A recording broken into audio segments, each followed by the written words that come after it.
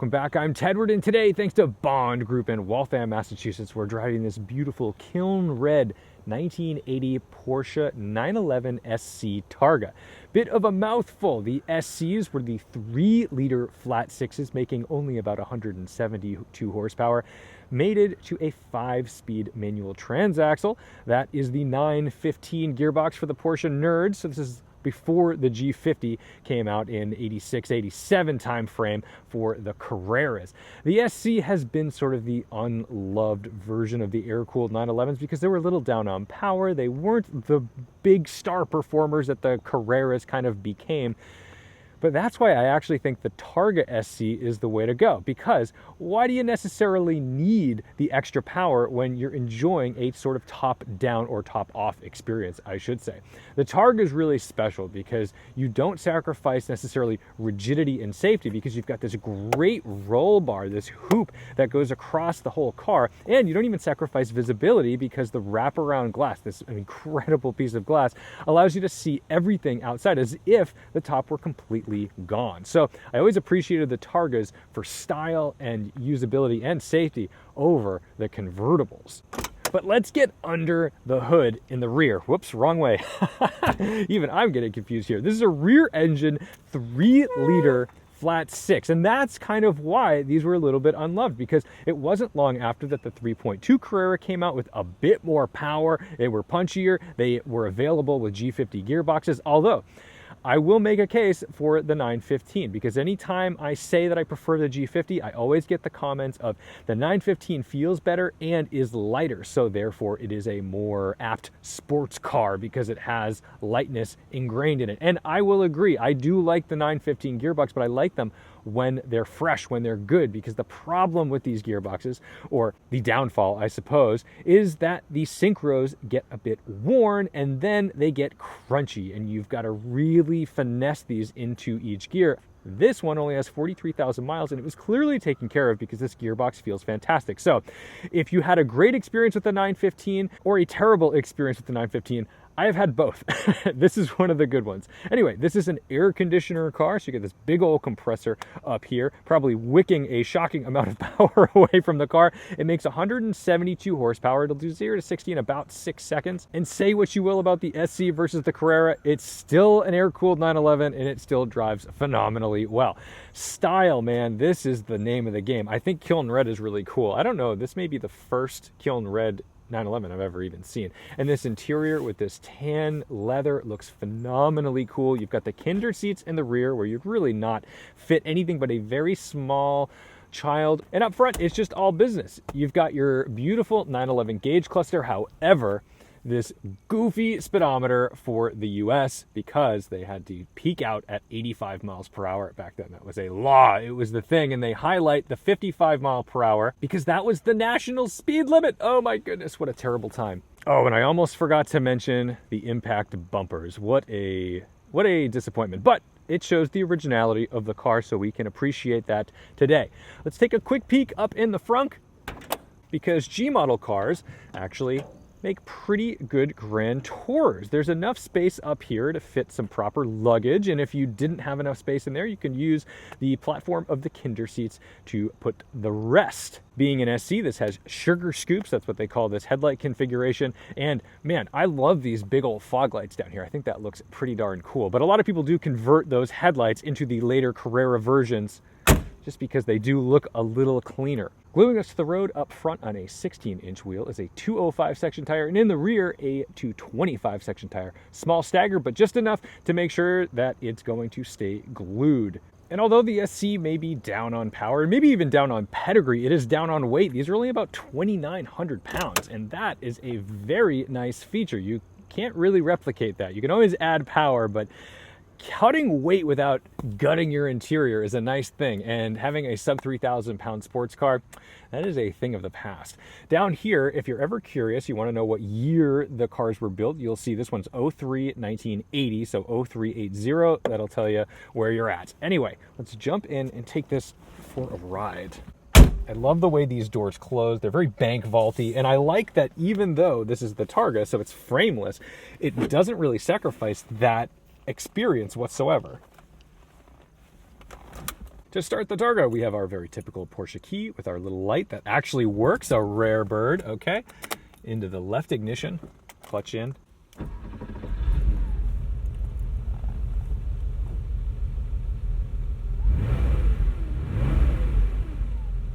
In front of us is our beautiful 911 style gauge cluster with our TAC big front and center, the very 80s style steering wheel. But what I like about these cars is there are no nannies. There's no ABS. There's no traction control. There's no power steering. This is all you.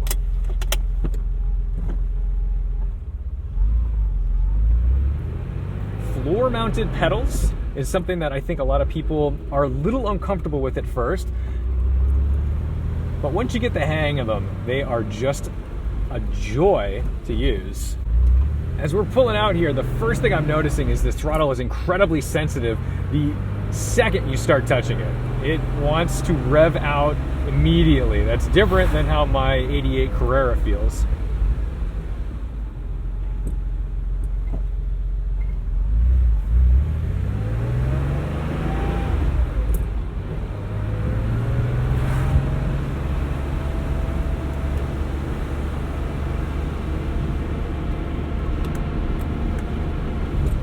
See how insulated this gets with the windows up.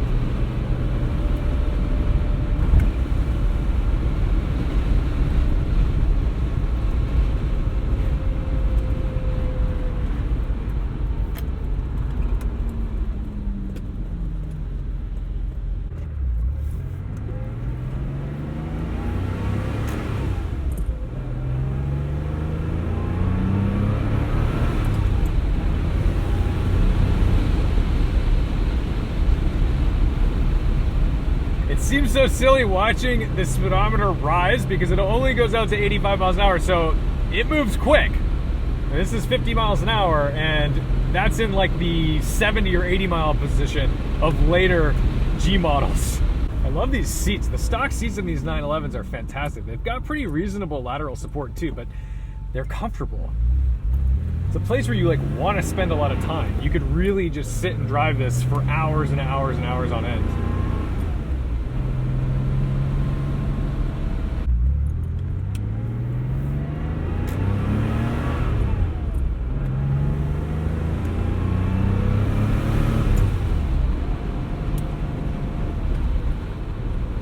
It's not a car that you rush.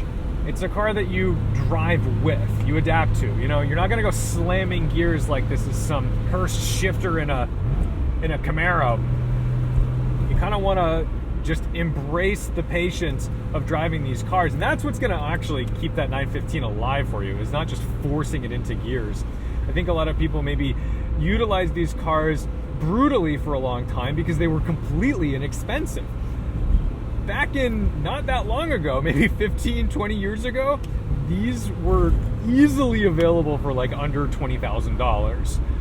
It was rough. Carreras commanded a little more money, but SCs were essentially like autocross and track toys for people who wanted that Porsche experience but didn't have the cash for the newer stuff.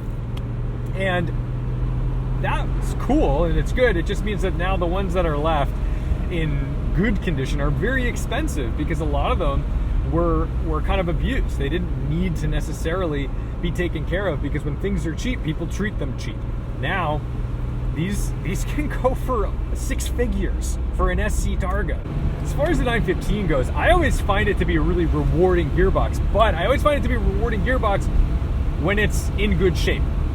A 915 can make you feel like a superhero because it's very connected. You feel the same way a direct non-power steering rack can feel, so can a 915. It's just, you get all the texture through the gears, and that's really fun. I enjoy that a lot.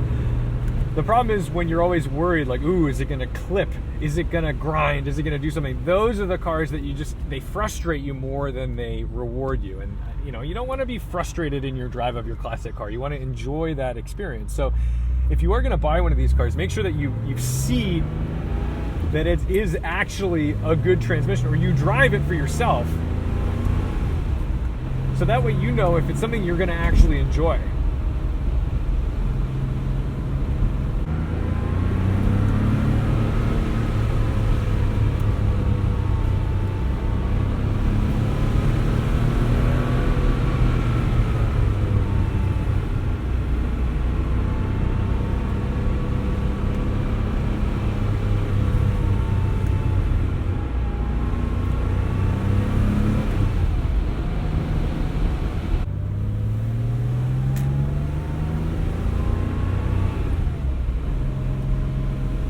I noticed the 3-liter being a little down on power, but its character, I mean, it's largely the same as the 3.2 in the Carrera models. So I don't know that the negativity and aggression toward this engine is completely founded. I think this is actually pretty darn good. The problem is they're just not a bargain anymore. I mean, maybe relative to a Carrera, but you know, in the past it would be thought of like, well, you know, you could get a Carrera, get the Carrera. Well, now the Carreras are really expensive. These can be very expensive too, but I don't think I'm as anti 3-liter as I maybe once was. Maybe I've been elitist. I don't think I've ever outwardly said it, but I've thought it, and I know I've thought it. There's something really refreshing about these cars because they're pretty simple. There's not much going on. You just got to drive it, and they handle well. If you go back in time a little further into the late 60s, early 70s and go to American muscle cars, they're really satisfying to drive because they're fun, they're loud, but they're not necessarily responsive as a canyon carving driver. That's where this comes in as such a treat.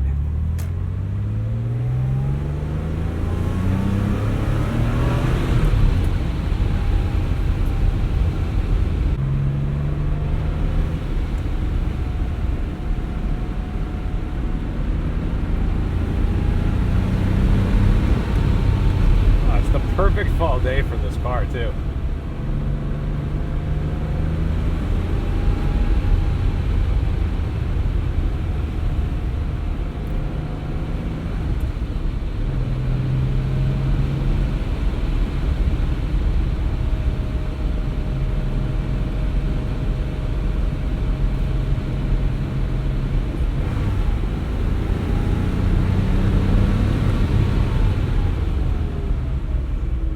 Cool it by the parking lots, try to be respectful of the people. Whenever I drive one of these G model 911s in completely stock form, I think this is the perfect daily driver. They're just so easy.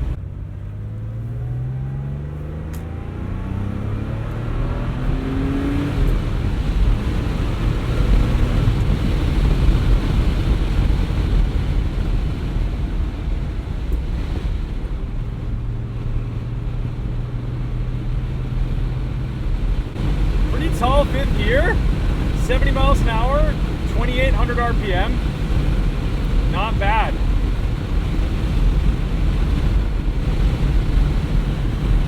You might hear a bit of wind noise, but I'm not feeling a lot within the cabin with the windows up. So this is actually totally fine if you were to cruise for, you know, an hour or two. You may want some earplugs just to keep the wind noise down. Don't want to damage your ears.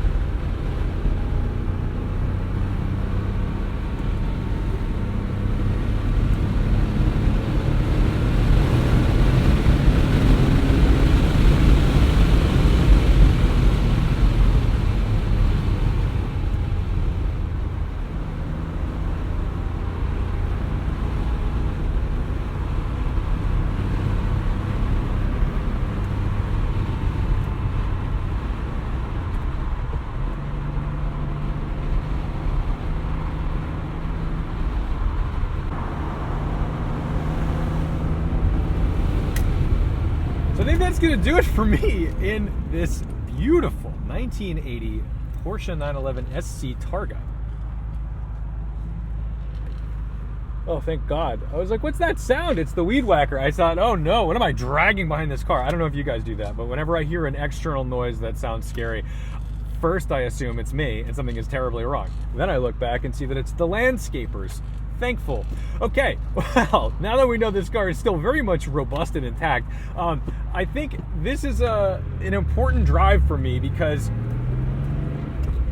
within the Porsche community, or at least within like maybe some of the elitists in the Porsche community, this can be looked down upon, and I think I am not going to turn my nose up at this ever again. It is still what they say it is. It's a little down on power.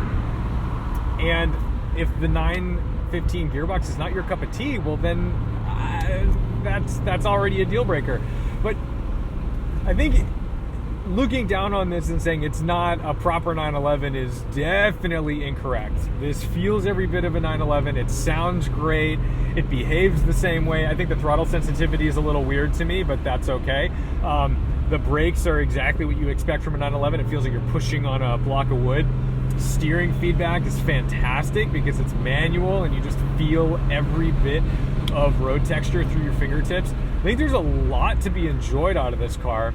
But if you're trying to beat your friend in a 3.2 Carrera with a G50 box, well, maybe this isn't the one to get. But if you are looking for a pretty solid Porsche experience, I don't know, this is doing it for me. I really enjoy this. This is a great cruiser too. So I don't know, if you're a Porsche collector, this may not be the star of your collection, but it is every bit a good, solid, and enjoyable driver's car as any of the cars they'll say are better than it. So don't turn your nose up on Porsches usually. You're probably going to be wrong. There are better ones, of course. There always are. But bad is usually not a word that ever describes a Porsche. So thank you guys so much for watching, liking, commenting, and subscribing. Don't forget to respect the drive, and I'll see you in the next one.